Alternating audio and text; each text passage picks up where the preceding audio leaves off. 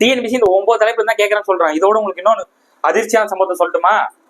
என்னதுன்னா, day to day லைஃப்ல வந்து என்ன நடக்குதோ அதுதான் இன்னும் கேட்டா டிஎன்பிசி அதிகமா கேட்பாங்க. இந்த கலைச்சொற்களை வெறும் இந்த out source book, school book மட்டும் கேட்க மாட்டாங்க. இப்ப ஃபேமஸா ஒன்று போயிட்டு இருக்கு, என்ன போயிட்டு இருக்கு, டீலிமிட்டேஷன் ஒன்று போயிட்டு இருக்கா. டீலிமிட்டேஷன் என்ன பார்த்தோம் சொல்லுங்க. இது வந்து பாலிட்டியில வரும். லான்னு சொல்லிட்டு டிஎன்பிசி சிலபஸ்ல இருக்குல்ல, அந்த லால இந்த வார்த்தை வரும். டீலிமிட்டேஷன் இப்ப ஃபேமஸா போயிட்டு இருக்குல்ல, லோக்சபா ராஜ்யசபா பண்ணிட்டு இருக்காங்களா இல்லையா? டீலிமிட்டேஷன் தமிழ் அர்த்தம் என்ன அப்படி கேட்டு போயிட்டே இருப்பாங்க. ஒரு வாரம் முடிச்சா டிஎன்பிசி இப்படிதான் கொஸ்டின் எடுப்பாங்க. வருங்கால அரசு அதிகாரியும் மனமாற வருகான இருக்கு. இந்த வீடியோ என்ன பார்க்க போறோம் அப்படின்னா, சார் இந்த கலைச்சொற்கள் பார்த்தாலே தலைவலியா இருக்கு சார், கடுப்பா இருக்கு.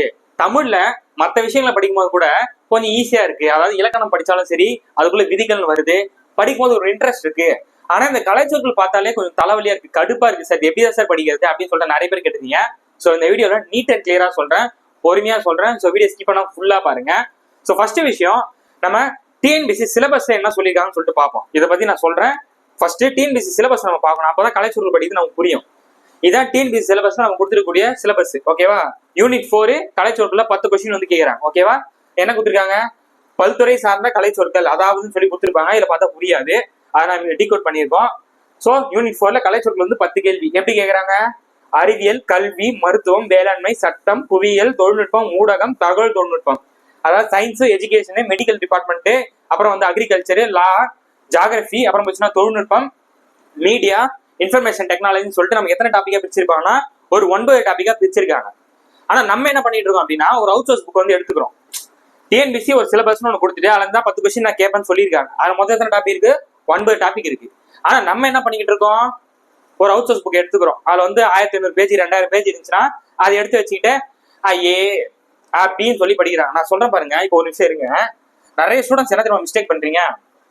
இப்ப ஆட்சி சொல்லதி அகராதின்னு சொல்லிட்டு ஒரு புக் இருக்கு. இந்த புக்கு ஏதாவது அவுட் சோர்ஸ் புக்குன்னா இதுல ஒரு 2000 பேஜ் 3000 பேஜ் இருக்குன்னா, சார் நான்லாம் அவுட் சோர்ஸ் புக்லாம் 5000-6000 சொற்கள் இருந்தாலும் ஈஸியா படிச்சிருவேன் சார் அப்படின்னு சொல்லிட்டு போறாங்க. போயிட்டு என்ன தெரியுமா பண்றாங்க, இப்ப ஏன்ற சீரிஸ் இருக்கா, அப்படி என்ன பண்றாங்க, ஏ அப்படின்னு சொல்லிட்டு இது ஃபுல்லா படிச்சுட்டே இருக்காங்க. நான் கேட்குற ஒரு ஸ்டூடெண்ட் கேட்கும் போது, எப்ப எவ்வளவு நாளப்பா ஏ வந்து படிச்சுட்டு இருக்கீங்க, அந்த ஏன்ற சீரிஸ் வந்து எத்தனை நாளப்பா படிச்சுட்டு இருக்கீங்க அப்படின்னு நான் சொல்லிட்டு கேட்கும் போது, சார் நான் ஒரு 3 மாசமா படிச்சுட்டு இருக்கேன்றாரு. அப்ப பி பக்கம் இன்னும் போவே இல்லையாப்பா, சிடில பார்க்கவே இல்லையாப்பா அப்படின்னு சொல்லிட்டு கேட்கிறேன். இல்ல சார் அப்படின்றாரு. நான் ஒரே விஷயம் உங்களுக்கு தெளிவுபடுத்த விரும்புறேன். இப்ப இந்த ஆட்சி சொல்ல அகராதி இந்த புக்கு டிஎன்பிசிக்காக பிரத்யேகமா தயாரிக்கப்பட்ட புத்தகமா? உங்களதான்ப்பா கேட்கிறேன். இந்த புக்கு வந்து டிஎன்பிசிக்காக ரெடி பண்ண புக்கா? கிடையாது. அப்ப இந்த அவுட் சோர்ஸ் புக்கை நம்ம என்ன பண்றோம், 1000 பேர் 2000 பேஜ் இருந்துச்சுன்னா இந்த அவுட் சோர்ஸ் புக்கை நம்ம எந்த யூனிட்ல எந்த சிலபஸ் கீழே வருதுன்னு சொல்லிட்டு பார்க்கணும். இந்த அவுட் சோர்ஸ் புக்குன்னு இல்லை, எந்த அவுட் சோர்ஸ் புக்கா இருந்தாலும் நம்ம 2 விஷயம் வந்து பார்க்க வேண்டியது ரொம்ப ரொம்ப அவசியம். ஓகேவா? அவுட் சோர்ஸ் புக்கா இருக்கு அப்படின்னா நான் அதையும் சேர்த்து சொல்லிடுறேன். ஏன்னா நிறைய பேர் அவுட் சோர்ஸ் கேட்டுருங்க. அவுட் சோர்ஸ் புக்னா ஃபர்ஸ்ட் அது எந்த யூனிட் நமக்கு தெரியணும். ஓகேவா? எந்த யூனிட்னு ஃபர்ஸ்ட் நமக்கு தெரியணும். நீங்க எந்த யூனிட்ல அந்த அவுட் சோர்ஸ் புக் வருது. இப்போ நீங்க எப்படியும் கண்டிப்பா அவுட் சோர்ஸ் புக் படிச்சு தானே இருப்பீங்க. உங்களப்பா கேட்கிறேன், எப்படியும் வந்து அவுட் சோர்ஸ் புக் படிச்சு தானே இருப்பீங்க. ஸோ அந்த அவுட் சோர்ஸ் புக்கு எந்த யூனிட் கீழே வருதுன்னு சொல்லுங்க. மொத்தம் நமக்கு தமிழ் 7 யூனிட் இருக்கா, 7 யூனிட்ல 7வது யூனிட் ஒட்டு மொத்தமா ஸ்கூல் புக்ல இருந்தே வந்துன்னு சொல்லிட்டாங்க. அப்ப மொத்தம் 6 யூனிட். அந்த 6 யூனிட்ல எந்த யூனிட்ல வந்து சொல்லுங்க. கீழே கமெண்ட் செக்ஷன் வீடியோ கீழே கண்டிப்பா கமெண்ட் செக்ஷன்ல சொல்லுங்க. நீங்க படிக்கக்கூடிய அவுட் சோர்ஸ் புக்கு எந்த யூனிட் கீழே வருது, யூனிட் 2வா, யூனிட் 3யா, யூனிட் 1ஆன்னு சொல்லிட்டு சொல்லுங்க. அது மட்டும் இல்லாம எந்த சப்டாபிக் கீழே வருதுன்னு சொல்லுங்க. ஓகேவா? எந்த சப்டாபிக்ல வருதுன்னு சொல்லிட்டு இதை தெரிஞ்சு படிக்கிறவங்க தான் எக்ஸாம் கிளியர் பண்ணுவாங்க. ஓகே? எந்த அவுட் சோர்ஸ் புக்கா இருந்தாலும் சரி, அந்த அவுட் சோர்ஸ் புக்கு எந்த யூனிட் கீழே வருது, அந்த யூனிட்ல எந்த சப்டாபிக் கீழே வருதுன்னு சொல்லிட்டு தெரிஞ்சு படிக்கணும். ஓகேவா? இப்போ அவுட் சோர்ஸ் புக் பாத்தீங்க அப்படின்னா 300 பேஜ்ல இருந்து 400 பேஜ் வரைக்கும் வந்துடும். எந்த அவுட் சோர்ஸ் புக்கா இருந்தாலும் சரி, மினிமம் சொல்றேன். அந்த 300 பேஜ் 400 பேஜ் உட்காந்து 1 மாசமா படிச்சுட்டு இருக்காங்க. அப்படி படிக்கவே கூடாது. நீங்க பண்ணக்கூடிய மிகப்பெரிய தவறே இதுதான். அவுட் சோர்ஸ் புக் படிக்கணும். அது எப்படி படிக்கணும், அது எந்த யூனிட்ல வருது, எந்த சப்டாபிக்ல வருதுன்னு தெரிஞ்சு புரிஞ்சு படிக்கணும். எல்லாரும் அவுட் சோர்ஸ் புக் படிக்கிறாங்க, அப்ப நம்மளும் படிக்கணும்னு சொல்லிட்டு படிக்கிறதா இங்க தப்பு. அதான் நான் சொல்ல வரேன். புரியுதா? சோ அப்ப எந்த அவுட் சோர்ஸ் புக்கா இருந்தாலும் சரி, அது எந்த யூனிட் எந்த சப்டாபிக் கீழே வருது அப்படின்ற அண்டர்ஸ்டாண்டிங் அதுக்குள்ள வாங்க. டிஎன்பிசி சிலபஸ்ல எது கீழே வருதுன்னு அதை கண்டுபிடிக்கணும். கண்டுபிடிச்சு இந்த 300-400 பேஜ்ல நம்ம படிக்கணும் அவசியமே கிடையாது. ஸோ அந்த 300-400 பேஜ் நம்ம படிக்க வேண்டியது ஒரு 100 பேஜ்ல இருந்து 200 பேஜ் தான் இருக்கும். எந்த அவுட் சோர்ஸ் புக்கா இருந்தாலும் சரி, நம்ம படிக்கூடிய யூனிட் சப்டாபிக்ல பார்க்கும்போது 100 பேஜ்ல இருந்து 200 பேஜ்ல முடிஞ்சு போயிருங்க. அது எந்த அவுட் சோர்ஸ் புக்கா இருந்தாலும் சரி. ஓகே? இதையும் நான் சொல்லிட்டேன். நிறைய பேர் கேட்டுட்டு இருந்தீங்க. ஸோ இதையும் நான் சொல்லிட்டேன். இப்போ இந்த கலைச்சொற்கள் விஷயத்துக்கு வருவோம். ஸோ இப்போ இந்த பேஜ் இருக்கு அப்படின்னா இதுல ஏன்ற சீரிஸே உட்காந்து படிச்சுட்டு இருந்தீங்கன்னா எப்போ முடிக்க முடியுமாங்க? முடிக்கவே முடியாது. ஸோ அப்போ இது எப்படி படிக்கலாம்? நீங்க இந்த மாதிரி படிச்சுட்டு இருக்கீங்கன்னா தயவு செய்து இந்த மாதிரி படிக்கிறது நிப்பாட்டிடுங்க இதோட. இப்போ நமக்கு என்ன வீடியோ ஷூட் பண்ண பார்த்தீங்கன்னா ஏப்ரல் 28 நான் வீடியோ ஷூட் பண்ணிட்டு இருக்கேன். அப்போ மே மாசம் வந்துட போகுது. ஸோ எக்ஸாமுக்கு இன்னும் 6 மாசம் தான் கையில இருக்கு. கரெக்டா எக்ஸாமுக்கு 6 மாசம் தான் கையில இருக்கும்போது இன்னும் ஏ சீரிஸே முடிக்கலன்னா நீங்க எப்ப பி சீரிஸ் போறீங்க, எப்ப சி சீரிஸ் போறீங்க, எப்ப டி போக, எப்ப ரிசல்ட் வருது, அதுல எக்ஸாம் முடிஞ்சுமா இல்லையா? நம்ம கலைச்சொல் மட்டும் தான் முக்கியம் இல்ல. சிலர்லாம் கேட்கும்போது கலைச்சொற்களே இவ்வளவு நாள் படிச்சிட்டு இருக்கேன், மத்தெல்லாம் படிக்கிறீங்களா கேட்டா இல்ல. நல்லா புரிஞ்சுக்கோங்க, நமக்கு 190 தாங்க பெருசு, இந்த 10 பெருசு இல்ல. இதுல இருந்து 10 கொஸ்டின் தான் கேட்க போறாங்க. இது உட்காந்துன்னா அவ்வளவு டைம் உங்களோட நேரத்தை மொத்தம் இதுக்கு செலவிடுறீங்க. இது முக்கியமா, இந்த 190 முக்கியமா? நம்ம தேவை வேலைக்கு போகணும், அவ்வளவுதாங்க. உங்களதான் கேட்கிறேன், நமக்கு என்ன தேவை? வேலைக்கு போகணும். வேலைக்கு பார்த்து நமக்கு எவ்வளவு இருக்கு? 190 மார்க். இப்ப நீங்க சுத்தமா ஒண்ணு கூட படிக்கலாம் கூட 190 கையில இருக்குல்ல, அந்த 190 எடுத்துட்டு போலாமே. அதுக்காக நான் கலைச்சொற்களே படிக்க வேணாம்னு சொல்லல. அதை லிமிட்டடா ஸ்ட்ரக்சரா சிலபஸ் வைஸா படிச்சோம் அப்படின்னா முடிச்சுட்டு போயிட்டே இருக்கலாம். ஓகே, நான் சொல்றது உங்களுக்கு புரியும்னு நினைக்கிறேன். ஸோ அவுட் சோர்ஸ் புக்கை எப்படி தெல்ல தெளிவா அதை எந்த சப்ஜெக்ட், அதாவது எந்த யூனிட்டுல வந்து எந்த சட்டாபிக்ல வந்து புரிஞ்சு தெரிஞ்சு அந்த 300 பேஜ் 400 பேஜ் சுருக்கி ஃபில்டர் பண்ணி 100 பேஜ் 200 பேஜா மாத்தணும். அதை மட்டும் தான் நம்ம படிக்கணும். சும்மா உட்காந்து அந்த 300 பேஜ் 400 பேஜ் உட்காந்து படிக்கிறது வேஸ்ட். ஸோ இப்போ கலைச்சொற்கள் நான் சொல்லிட்டேன், இந்த ஏ சீரிஸ் பி சீரிஸ்லாம் படிக்கவே கூடாது. அப்படி படிச்சா டைம் வேஸ்ட். ஓகேவா? ஸோ இந்த மாதிரி படிக்கிறீங்கன்னா தயவு செஞ்சு நிப்பாட்டிடுங்க. இப்போ எப்படி படிக்கணும்னு நான் சொல்றேன் பாருங்க. ஓகேவா? ஸோ இப்போ சிலபஸ்ல நமக்கு இதான் சொல்லியிருக்காங்க. டிஎன்பிசியோட சிலபஸ்ல நமக்கு இதான் சொல்லியிருக்காங்க. ஸோ டிஎன்பிசியோட சிலபஸ் அடிப்படையில் நமக்கு இதான் கொடுத்துருக்காங்க. கரெக்டா 9 சப்டாபிக் கொடுத்துருக்காங்க. ஃபர்ஸ்ட் நமக்கு இந்த கலைச்சொற்கள் எங்க நமக்கு சோர்ஸ் கிடைக்குதுன்னா 2 இடம் தான். ஒன்னு ஸ்கூல் புக், இன்னொன்று அவுட் சோர்ஸ். ஸ்கூல் புக்ல பாத்தீங்க அப்படின்னா 6th to 10th book, 11th 12th சிறப்பு தமிழ், இந்த 3 இடத்துல நமக்கு கிடைக்கும். கலைச்சொற்கள் 6th to 10th புக்ல கிடைக்கும், +1 +2 கிடைக்கும், அப்புறம் சிறப்பு தமிழ்ல கிடைக்கும். இது ஸ்கூல் புக்ல. அவுட் சோர்ஸ் புக் பாத்தீங்க அப்படின்னா 2 புக் தான். ஒன்னு வந்து கலைச்சொல் பேரகராதின்னு சொல்லிட்டு ஒரு புக்கும், ஆட்சி சொல்லகராதின்னு சொல்லிட்டு ஒரு புக்கு. நிறைய பேருக்கு ஆட்சி சொல்லகராதி இந்த புக்கு தெரியுது, இந்த புக்கு நிறைய பேருக்கு தெரியல. கடந்த Group 4 Group 3 எக்ஸாம்ல எந்த புக்ல இருந்து கொஸ்டின்ஸ் அதிகமா வந்திருக்கு கலைச்சொற்கள் பாத்தீங்க அப்படின்னா இந்த புக் தான். கலைச்சொல் பேரகராதின்னு சொல்லிட்டு மொத்தமா இந்த புக் வந்து 14 டிவிஷனா விட்டுருக்காங்க. அதாவது டிபார்ட்மெண்ட் வைஸா 14 வைஸா வந்து 14 தொகுதிகள் புத்தகங்களா இருக்கு. புரியுதா? 14 புக்கா வந்து சப்டாபிக் இருக்குங்க. அதாவது இந்த புக்கு தான். இது வந்து தொகுதி 13 இது மாதிரி மொத்தம் 14 புக்கு இருக்கு. அதாவது டாபிக் வைஸா அவங்க பிரிச்சிருப்பாங்க. இப்ப பகுதி 3 பாருங்க, வணிகவியல், வங்கியியல், வேளாண்மையில்னு சொல்லி பிரிச்சிருக்காங்களா, இந்த மாதிரி அவங்களே சப்டாபிக்கா பிரிச்சிருப்பாங்க. சோ நீங்க இந்த புக்கை படிக்கிறதை விட இந்த புக்கு தான் ஃபர்ஸ்ட் ப்ரியாரிட்டி கொடுக்கணும். ஓகேவா? இந்த புக்கை விட இந்த புக்கு தான் ஃபர்ஸ்ட் ப்ரியாரிட்டி கொடுக்கணும். அதுக்கப்புறம் தான் இந்த புக்கை படிக்கணும். அதுவும் எப்படி படிக்கணும்? டிஎன்பிசி அடிப்படையில படிக்கணும். அதையும் நான் எப்படி சொல்றேன் பாருங்க. அதாவது இப்ப நம்ம ரைசர் பேட்ச் வந்து போட்டுருக்கோம். கரெக்டா நம்ம ரைசர் பேட்ச் சொல்லிட்டு கொண்டு போயிட்டு இருக்கோம். அதுல கலைச்சொற்கள்லாம் எப்படி சார் இருக்கு அப்படின்னு சொல்லி கேட்டீங்க. இது வந்து செட்டு 1. நம்ம என்ன பண்ணிட்டோம் அப்படின்னா ஒவ்வொரு செட்டா பிரிச்சிட்டோம். ஒரு செட்டுக்கு 100 வார்த்தைகள், அதாவது ஒரு செட்டுக்கு 100 வேர்ட்ஸ் வந்து இருக்கும். அப்ப 40 செட்டை முடிக்க போறோம். அப்ப 40 × 100 4000 சொற்கள். நம்ம மே மாசம் 4ஆம் தேதி பேட்ச் ஸ்டார்ட் பண்றோம். ஸோ பேட்ச் ஸ்டார்ட் பண்ணி 4ஆம் தேதியில இருந்து ஆகஸ்டுக்குள்ள உங்க 4000 சொற்களை நீட் அண்ட் கிளியரா படிப்போம். அது எப்படி? வெறும் ஏ பி அப்படி படிக்க கூடாதுப்பா. அப்படி படிச்சீங்கன்னா படிச்சுட்டே இருக்க வேண்டியதான். ஸோ டிஎன்பிசி சிலபஸ் அடிப்படையில நான் ஒரு 100 செட்டு, அதாவது ஒரு செட்டு தருவேன். ஒரு செட்டுல 100 வார்த்தைகள் இருக்கும், அதாவது 100 வேர்ட்ஸ் இருக்கும். அது A to Z இருக்கும். இப்போ பாத்தீங்க அப்படின்னா இது சயின்ஸ் அண்ட் என்ன கொடுத்துருக்காங்க, சயின்ஸ் அண்ட் மெடிக்கல் வேர்ட்ஸ் இருக்கா, A to Z இருக்கும்.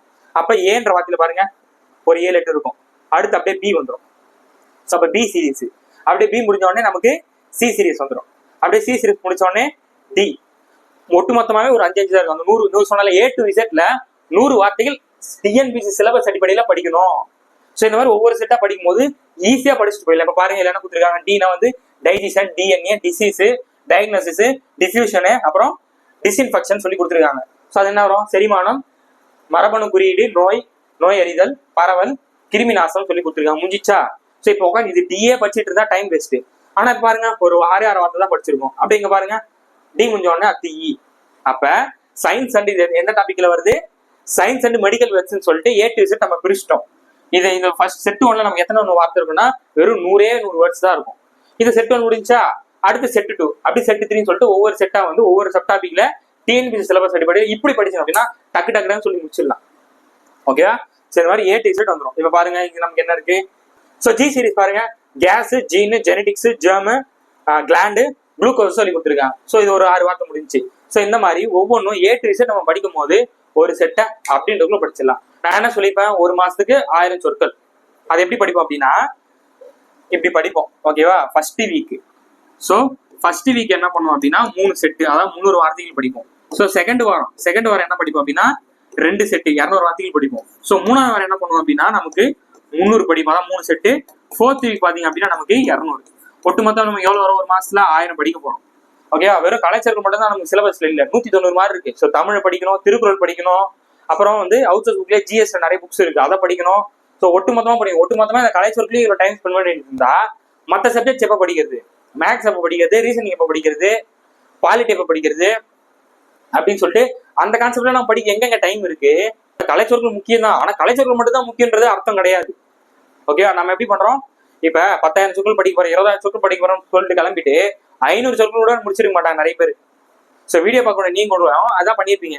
டிஎன்பிசி குரூப் 4 குரூப் 2 முடிச்சிட்டோன்னே இவ்வளவு நாளா நீங்க எவ்வளவு படிச்சு முடிச்சீங்க என்கிட்ட சொல்லுங்க. தமிழ் படிக்கிறீங்களா? கலைச்சொற்கள் எவ்வளவு படிச்சு முடிச்சீங்க? 500 முடிச்சிருக்கீங்களா? 1000 முடிச்சிட்டீங்களா? இப்ப ஏ சீரிஸ்ல 1000 முடிச்சிட்டீங்களா? நான் கேள்வி கேட்டுமா இப்ப சொல்லுங்கப்பா சொல்லிட்டு கேட்டா கரெக்டா சொல்லுவீங்களா? உங்களதான் பாக்க சொல்லுவீங்களா? கரெக்டா சொல்ல முடியுமா? ஸோ இதுதான் நம்ம பண்ணக்கூடிய தப்பு. கலைச்சொற்களை அவுட் சோர்ஸ்ல டிஎன்பிசி சிலபஸ்ல படிக்கணும். உட்காந்து வெறும் ஏ சீரிஸ் படிக்கலாம், என்ன யூஸ் இருக்கு? ஒரு யூஸும் கிடையாது. டிஎன்பிசி இந்த 9 தலைப்பு தான் கேட்கறேன்னு சொல்றான். இதோட உங்களுக்கு இன்னொன்னு அதிர்ச்சியான சம்பவத்தை சொல்லட்டுமா? என்ன அப்படின்னா, இப்ப வந்து முக்கியமான ஒரு விஷயம் போயிட்டு இருக்கு. என்னதுன்னா, டே டு டே லைஃப்ல வந்து என்ன நடக்குதோ அதுதான் இன்னும் கேட்டா டிஎன்பிசி அதிகமா கேட்பாங்க. இந்த கலைச்சொற்களை வெறும் இந்த out source book, school book மட்டும் கேட்க மாட்டாங்க. இப்ப ஃபேமஸா ஒன்று போயிட்டு இருக்கு. என்ன போயிட்டு இருக்கு? டீலிமிட்டேஷன் ஒன்று போயிட்டு இருக்கா? டீலிமிட்டேஷன் என்ன பார்த்தோம் சொல்லுங்க? இது வந்து பாலிட்டியில வரும். லான்னு சொல்லிட்டு டிஎன்பி சிலபஸ்ல இருக்குல்ல, அந்த லால இந்த வார்த்தை வரும். டீலிமிட்டேஷன் இப்ப ஃபேமஸா போயிட்டு இருக்குல்ல, லோக்சபா ராஜ்யசபா பண்ணிட்டு இருக்காங்களா இல்லையா? டீலிமிட்டேஷன் தமிழ் அர்த்தம் என்ன அப்படி கேட்டு போயிட்டே இருப்பாங்க. ஒரு மார்க் ஒன்று முடிச்சா டிஎன்பிசி இப்படிதான் கொஸ்டின் எடுப்பாங்க. டே டு டே லைஃப்ல நம்ம என்னென்னலாம் பாக்குறோம்னு சொல்லிட்டு அதை பார்ப்பாங்க. அதை வந்து கொஸ்டின் எடுத்து விட்டு போயிட்டே இருப்பாங்க. இப்ப ஈரான்ல முக்கியமான ஒரு இடத்த பத்தி பேசிட்டு இருக்காங்களா, ஸ்ட்ரெய்ட்ஸ் ஆஃப் ஹர்மூஸ் அப்படின்னு சொல்லிட்டு ஒரு இடத்த பத்தி பேசிட்டு இருக்காங்க. இந்த இடத்துல தான் என்ன பண்றாங்க? விட மாட்டான்னு சொல்லிட்டு அதை லாக் பண்ணிருக்காங்க. இதுல ஸ்ட்ரெயிட் என்னன்னு சொல்லிட்டு கேட்டு போயிருவாங்க. ஸோ அப்ப ஸ்ட்ரெயிட்ன்றது ஜியோகிராபிக்கல வருதா? அப்ப ஸ்ட்ரெயிட் என்ன சொல்லுங்க? அவ்வளவுதாங்க.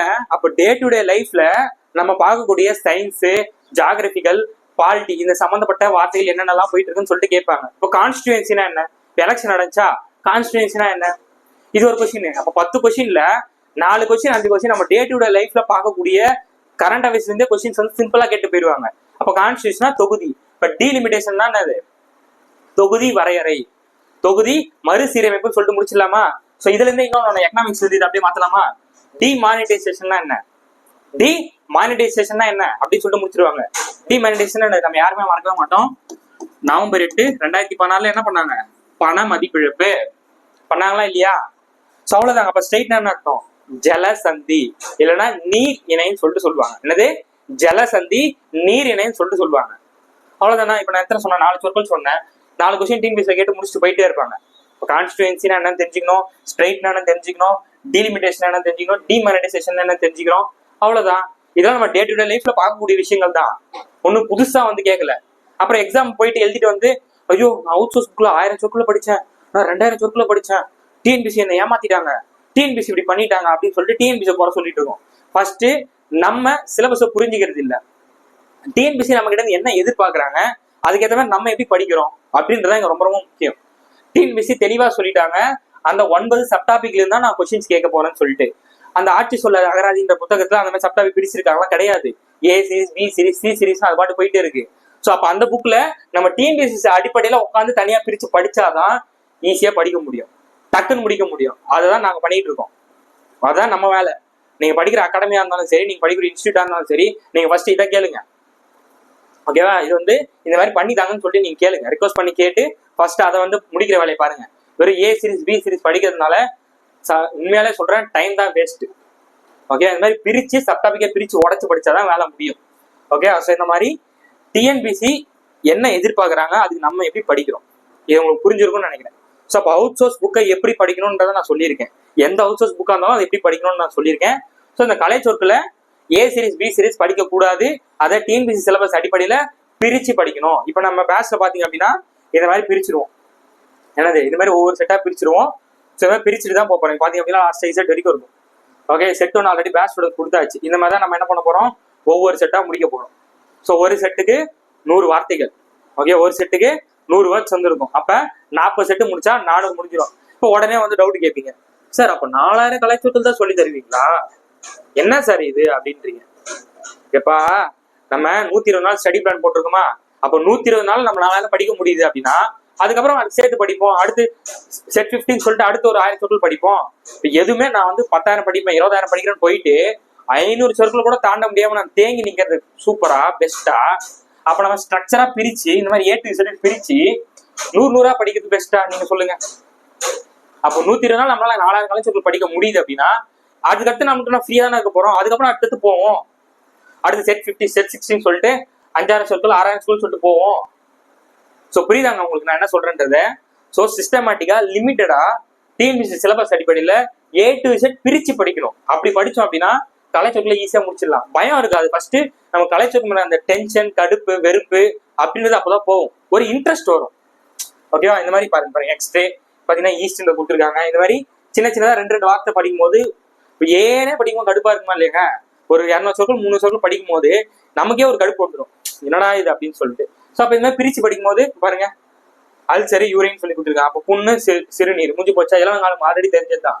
அப்படியே ஒவ்வொரு செட்லயும் என்ன பண்ணுவாங்க அப்படியே மாத்திட்டே போவாங்க. ஸோ புரியுதா? ஸோ இதை தான் நான் சொல்றேன்.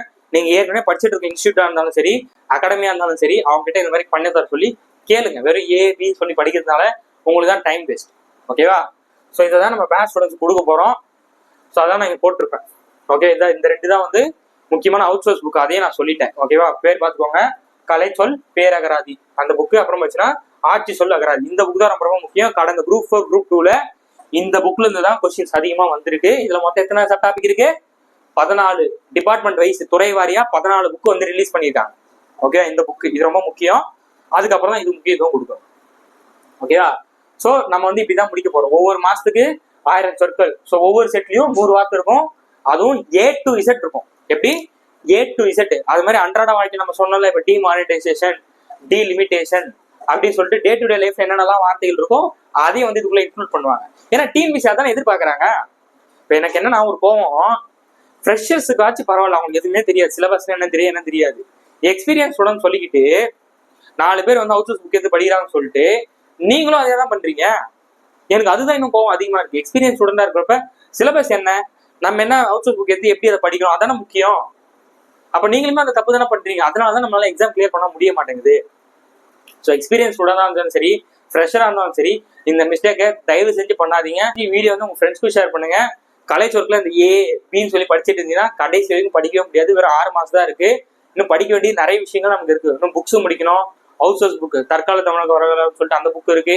இன்னும் ப்ரீவியஸ் இயர் கொஸ்டின்ஸ் இருக்கு, மேக்ஸ் இருக்கு, ரீசனிங் இருக்கு. இவ்வளவு விஷயங்கள் நம்ம கிட்ட பெண்டிங் இருக்கு. ஓகேவா? ஸோ இந்த மாதிரி படிச்சீங்கன்னா ஈஸியா கலைச்சொற்களை முடிச்சிடலாம். ஓகே, ஸோ உங்களோட கருத்துல வந்து கீழே கமெண்ட் செக்ஷன்ல சொல்லுங்க. கலைச்சொற்கள் நம்ம இப்படிதான் முடிக்க போறோம். ஓகேவா? ஒரு மாசத்துக்கு 1000 சொற்கள், ஒரு செட்டுல 100 வேர்ட்ஸ் இருக்கு. A to Z சொல்லிட்டேன். ஸோ ஃபர்ஸ்ட் வீக்ல 3 செட், அதான் 300 முடிப்போம். 2வது வாரத்துல 200 முடிப்போம். 3வது வாரத்துல 300, அதான் 3 செட்டு. 4வது வாரத்துல 200. அப்போ ஒட்டு மொத்தமா ஒரு மாசத்துல 1000. அப்போ ஒரு மாசத்துல 1000 முடிச்சிட்டோம் அப்படின்னா 4 மாசத்துல 400 கொஞ்சம் கொஞ்சமா படிச்சுட்டு போயிடலாமா? ஈஸியா முடிச்சிடலாமா? ஸோ இதான் முடிக்க போறோம். ஸோ 40 செட்டு ஈக்குவல் டு 4000 சொற்கள் வித் அவுட் சோர்ஸோட. இப்போ நான் சொன்னல அந்த 14 வாரி புக்கு, அப்புறம் பார்த்தீங்கன்னா ஆட்சி சொல் அதிகாரம், ஆட்சி சொல் அகராதின்ற அந்த 2 புக்கையும் மிக்ஸ் பண்ணி அப்புறமா டே டு டே லைஃப் எல்லாத்தையும் மிக்ஸ் பண்ணி தான் இப்படி தான் கொடுக்க போறோம். ஆல்ரெடி 10 செட் ரெடி பண்ணியாச்சு. ஃபர்ஸ்ட் மந்த்துக்கு ஃபுல் அண்ட் ஃபுல் ரெடி பண்ணியாச்சு. ஓகேவா? ஸோ அது மாதிரி பேட்ச் வந்து நிறைய பேர் கேட்டிருந்தீங்க. பேட்ச் பாத்தீங்க அப்படின்னா மே 4ஆம் தேதி நம்ம பேட்ச் ஸ்டார்ட். நான் ஆல்ரெடி சொல்லிட்டேன். ஏப்ரல் 14ஆம் தேதி தமிழ் ஒர்க் ஷாப் பண்ணி நம்ம என்ன பண்ணியிருந்தோம், பேட்ச் வந்து அனௌன்ஸ்மெண்ட் பண்ணியிருந்தோம். லாஸ்ட் டேட் 25 நம்ம சொல்லியிருந்தோம். ஓகேவா? ஸோ க்ளோஸ் பண்ண பிறகு நிறைய பேர் வந்து கேட்டதுனால இந்த லாஸ்ட் 6 டேஸ் மட்டும் தான் இருக்கு. கடைசி 6 நாள் மட்டும் தான் இருக்கு. ஏன் அப்படின்னா பேட்ச் வந்து நம்ம 3ஆம் தேதியில முடியுது. பேட்ச் 4ஆம் தேதி ஆரம்பிச்சாதான் இப்போ ஜாயினிங் ப்ராசஸ் இருக்கு. நிறைய பேர் வந்து குவரிஸ் வந்து கேட்குறீங்க, நிறைய டவுட்ஸ் வந்து கேட்குறீங்க. அப்புறம் வந்து ஜாயினிங் ப்ராசஸ் ஆப் வந்து டவுன்லோட் பண்ணிட்டு அவங்களுக்கு யூசர் நேம் பாஸ்வேர்ட் கொடுக்குறது அப்படின்னு சொல்லிட்டு அந்த ப்ராசஸ் போகும். ஸோ இந்த ப்ராசஸ்லாம் முடிச்சிட்டோன்னா தான் மே 4ஆம் தேதி இந்த மாதிரி கிளாஸஸ்லாம் நம்ம கரெக்டாக கொடுக்க முடியும். அப்புறம் கடைசி வரைக்கும் எக்ஸ்டெண்ட் ஆகிட்டே போயிட்டு இருந்துச்சு அப்படின்னா அந்த வேலையெல்லாம் நம்மளால பார்க்க முடியாது. ஓகே, அந்த மாதிரி மெட்டீரியல் ரெடி பண்றது, இதெல்லாம் தனியாக பிரிக்கிறது, அதெல்லாம் யார் பண்றது? ஸோ லாஸ்ட் டேட்டு மே 3ஆம் தேதி. நம்ம பேட்ச் எப்போ ஸ்டார்ட் ஆகுது? மே 4ஆம் தேதி. எலெக்ஷன் ரிசல்ட் அன்னைக்கு நான் ஆல்ரெடி சொன்னது தான். எலெக்ஷன் ரிசல்ட் அன்னைக்கு மே 4ஆம் தேதி நம்ம பேட்ச் வந்து ஸ்டார்ட் ஆகுது. கடைசி 6 நாள் மட்டும் தான் இருக்கு. ஓகேவா? ஸோ 6 மந்த் பேட்ச் பார்த்தீங்க அப்படின்னா 899 1 இயர் பேட்ச் பார்த்தீங்கன்னா நமக்கு 1599 வந்து கொடுத்துட்டு இருக்கோம். வாட்ஸ்அப்ல வந்து பார்த்தீங்கன்னா 9445563719. வாட்ஸ்அப்ல just I want to join rise batch சொல்லிட்டு நீங்க மெசேஜ் பண்ணவே போதும். நம்ம அட்மின் உங்க கான்டாக்ட் பண்ணுவாங்க. ஸோ நிறைய ஃபோன் கால் பண்ணாதீங்க. ரொம்ப ரொம்ப முக்கியமான டவுட்டு உங்களுக்கு எதுவும் புரியல அப்படின்னா கீழே கமெண்ட் செக்ஷன்ல போடுங்க. டவுட் இருந்தாலும் கால் பண்ணி கேட்டுக்கோங்க. ஸோ ஜாயின் பண்ண ஸ்டூடெண்ட் சீக்கிரமா ஜாயின் பண்ணிடுங்க. ஸோ மே 3ஆம் தேதி தாங்க லாஸ்ட் டேட். அதுக்கப்புறம் வந்து கேட்காதீங்க. மே 4 பேட்ச் ஸ்டார்ட் ஆகிட்டு போகும். நான் தெளிவாக சொல்லிட்டேன் ஏன்னு சொல்லிட்டு. ஏன்னா இந்த ப்ராசஸ்லாம் முடிச்சுட்டு அப்படியே கிளாஸ் கொண்டு போகணும். ஓகேங்களா? அப்புறம் நடுவில் ஃபோன் பண்ணி அந்த joining class user name password சொல்லிட்டு அதெல்லாம் கொடுக்கும்போது கொஞ்சம் டிலே ஆகும். அதனால மே 3ஆம் தேதிக்குள்ள சீக்கிரமா ஜாயின் பண்ணிருங்க. மே 4 பேட்ச் ஸ்டார்ட் ஆகிடும். ஸோ கலை சொற்கள் பிறமொழி சொற்களை எப்படி படிக்கணும், எப்படி படிக்கக்கூடாது, அவுட் சோர்ஸ் புக் எப்படி படிக்கணும், எப்படி படிக்கக்கூடாது, செட் எப்படி இருக்கும், அந்த செட் வந்து நம்ம எப்படி முடிக்க போறோன்றதை நீட் அண்ட் கிளியரா சொல்லிட்டேன். ஸோ இந்த வீடியோ உங்க ஃப்ரெண்ட்ஸ்க்கு ஷேர் பண்ணுங்க. அடுத்த ஒரு சூப்பரான வீடியோ சந்திப்போம். நன்றி.